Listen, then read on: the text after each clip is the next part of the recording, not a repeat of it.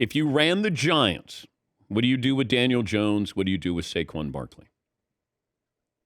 Daniel Jones, at worst, I franchise tag him. And I had a guy come on my podcast this past week, Dan, Michael Giannitti from Spa Track. He thinks Daniel Jones is going to get offered a lot of money if he hits the market. I agree. Wait. What's a lot of money for Daniel Jones? Is he a $40 million a year guy? So it's interesting because there really isn't any middle ground between like the high-end backups at $8 million and the guys making over $40 million. There's this huge wide chasm. I think Tannehill might be the only guy in between. And then guys like Geno Smith and Daniel Jones probably should be in that range. Like they should be like $25 million a year. Right? That's what they should get this offseason. Yeah. But it only takes one team. And Daniel Jones is young. He runs very well. And someone's going to look at that and say, you know what? He's never had a good O-line. He's never had good receivers. Yeah. And he led this team to the playoffs. He's done a really nice job.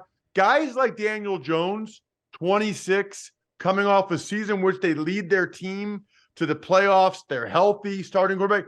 They don't become available. How much would a team like the Commanders pay Daniel Jones to not only get him as their quarterback, but then you leave the Giants with nobody? Feels to me like if the Giants can't get a deal done, they're going to have to franchise him. They can't let him go to free agency. And what about Saquon Barkley?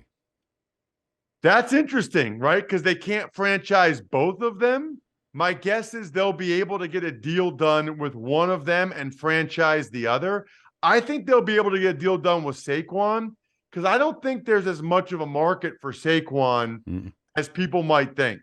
The injury history, the position, and there's a lot of running backs that are going to be free agents. I mean, you mentioned Josh Jacobs with the Raiders. He's a free agent too. So there's a lot of guys that are going to be available at that position. I think the Giants probably get a deal done with Saquon, who realizes, I mean, he's from like an hour and a half from New York, in Northeast Pennsylvania. He likes it there. I think he understands the value of the marketing there in New York. They are now making the playoffs. I think if they give him a pretty good running back deal, I think he takes it and stays there.